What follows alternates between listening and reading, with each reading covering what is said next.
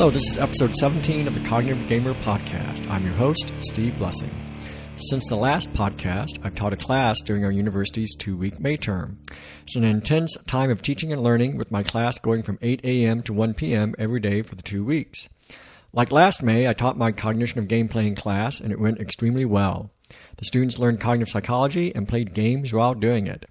I've written a short after-action report and put it on my Board Game Geek blog, as well as the Cognitive Gamer website. Have a look if you're interested. Also, here's one more news item. I'm getting ready for my presentation at the Tabletop Network Conference coming up on June 8th and 9th in Salt Lake City. I'm excited for it. Maybe I'll see some of you there. And virtual passes are still available. Those passes will give you access to the videos of all the presentations. If you are at all interested in game design, it would be worth it. Check out tabletopnetwork.com for more information. There will be some awesome presentations to see and listen to. Now let's get into the episode. I'm going to continue a discussion I started in episode 14 about decision-making heuristics. These are the rules of thumb that we use quite frequently to make quick, efficient decisions. Usually they allow us to make pretty good decisions, but not always. In episode 14, I talked about the availability heuristic. If you remember, that's when we do a quick count of how frequently something has occurred in the past and then base our current decision on that information. Tversky and Kahneman talked about two other heuristics in their landmark 1974 paper, and I'm going to discuss another one of these today, the representativeness heuristic. We use the representativeness heuristic when we decide if an event is likely if it resembles or represents the typical features of a larger category. We are essentially making use of the statistical regularities that exist within the environment. In class, when I introduce the representativeness heuristic, I show my students a picture of a college-age male on a beach, and I describe him as someone who you just met on a visit to California. He has just come in from surfing. I tell my students they have just met this guy and they're sharing what they like to do. I ask them what other hobby besides surfing do you think this guy says he likes to do, and I offer them the choices of watching old movies, knitting, playing beach volleyball, or growing a vegetable garden. Most students choose playing beach volleyball because given the picture I painted this guy, that probably is the most likely choice because it's the most representative of the type of person. I stress that there's really no right answer here. If this was a real guy, he could very well like to both surf and knit, but typically speaking, out in the real world, those two things usually don't go together. It's much more common to find someone who likes to surf and play beach volleyball, so when asked to choose, almost all the people choose that option as opposed to being more evenly split. Like the availability heuristic, this rule of thumb comes into how we make choices a lot in our day-to-day lives, including playing games. Say you are playing a new area control game, like Rising Sun or Lords of Hellas. You haven't played this particular area control game before, but are familiar with how these games work by having played, say, Air Grande or Small World. At least some of your decisions in this new game will be influenced by the representativeness heuristic. You've either been told beforehand or you quickly come to understand that Lords of Hellas is indeed an area of control game, and so you elect to make the types of moves that have been successful in the past for you in other area control games, perhaps consolidating power in a particular region. In other words, consolidating power is representative of a good strategy in that type of game, and so you would choose to follow that strategy regardless of how useful it may be actually in that particular game. As another quick example, I have just started to play the new God of War game on my PlayStation. This is the first God of War game I have played, so I'm not exactly sure what to expect, though I've read a couple of reviews and listened to discussions about it on some podcasts. The start of the gameplay is a bit like The Last of Us or the Uncharted series, in that it's pretty linear in how it tells its story, but now that I'm a few hours in, it's opening up a bit like an open-world game such as Assassin's Creed or Watch Dogs. This ambivalence is affecting my gameplay a little bit, because I'm not really able to use the representativeness heuristic to determine best how I should approach the game in terms of searching the environment for clues, secrets, and additional things to do. I'm not sure how easy it may be to come back to any given point. As the last example illustrates, because these are heuristics, they will sometimes lead us astray. My confusion over God of War stems from wanting to categorize it, because that's what humans do, but not quite being able to because it has features that are representative of a couple of different categories of games.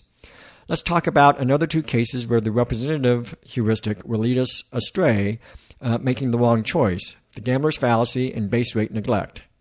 Again, let me stress, more oftentimes than not, following the representative heuristic will lead us to a good decision.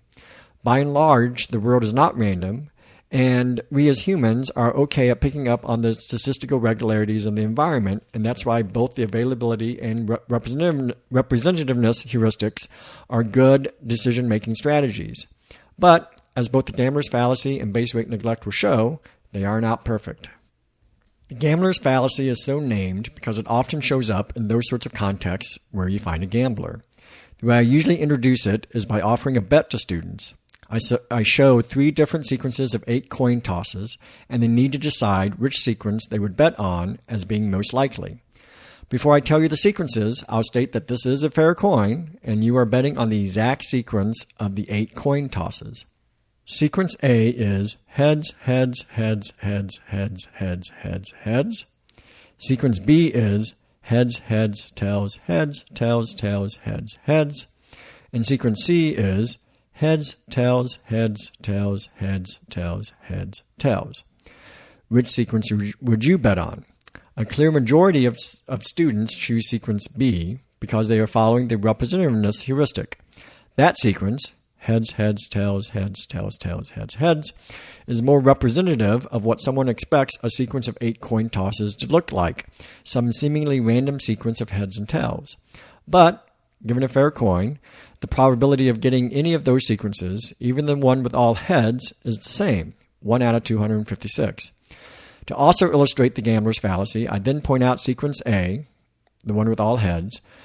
I then say I make a 9th flip of the coin. If the first 8 was this, all heads, what's the 9th flip going to be? Many students would say tails because it's got to be, right? After 8 heads in a row, the 9th toss just has to be tails. But no, just like on all the other flips, the probability of tails is still 1 out of 2. The coin has no memory, and each toss is independent of the other tosses.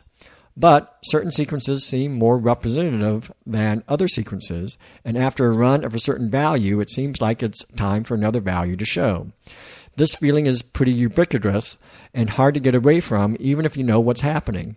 That's why casinos have those boards next to the roulette wheel that show you the last several rolls of the ball. When you see black has come up 3 or 4 times in a row, people are more likely to bet on red. Or the next time you're playing Dungeons & Dragons or Risk or any game involving dice, if you've had a run of all low numbers, you're much more likely to think you are due a high number next and will make a decision accordingly. Another example of when the representative heuristic may lead you down a wrong path is something called base rate neglect. Base rate neglect is when you make a decision without using all the available data you may have. Instead, you make a decision based on how representative the choice seems to be. As a very simple example of base rate neglect, let me give you this scenario. Tom is an opera buff who enjoys touring art museums when on vacation. Growing up, he enjoyed playing chess with family members and friends. Now then, is it more likely that Tom is a trumpet player for a major symphony orchestra, or is it more likely that Tom is a farmer? Many people will say it's more likely that Tom plays for a symphony because the description I read is more representative of that type of occupation. But think about how many trumpet players there are for major symphony orchestras. Probably less than 400 in the United States, as there are just over 100 major symphonies in the U.S. Now, how many farmers are there? At least a couple of million, and at least some of them are like opera and play chess. Even if it's a very small percentage, there are still probably more than 400 of them. So, statistically speaking, just based on base rates, it's more likely that Tom is a farmer, just not a very representative one. Game players ignore base rates as well. We are likely to make a bad decision because we don't fully take into account all the information that is available to us, either because it's overly complicated or it's just not fun to do so. We will make a choice based on the representative heuristic, where we ignore some of the base rate information because that choice seems better than some other one. For those of you who follow Jeff Ingerstein on Twitter, you may have seen a couple of weeks ago that he mentioned a research project that I've started using one of his ideas from a Game Tech episode about the relationship between theme and mechanics. I'll link to the Game Tech episode in the show notes. He wondered what would happen if you took the mechanics of Ink and Gold, a pressure luck type game, and used a firefighter theme instead of its standard adventurer theme. We'll see if theme makes a difference here, but regardless of that aspect, I imagine people play this with the representativeness heuristic in mind. My research assistant Elena and I have been playtesting it, trying to figure out how we are going to actually do the experiment. We wondered how the sequence of the revealed cards affects gameplay. Players would take a look at the revealed cards and use the representativeness heuristic to determine if now is a good time to press on or to go back to camp. And on average, that's probably not a bad way to go.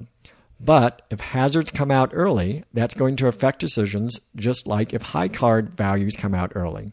In theory, people can know the distribution of the hazards and the treasures in the deck yet to be revealed, but I imagine that people are susceptible to both the gambler's fallacy and the base rate neglect as they make decisions as to stay or to go.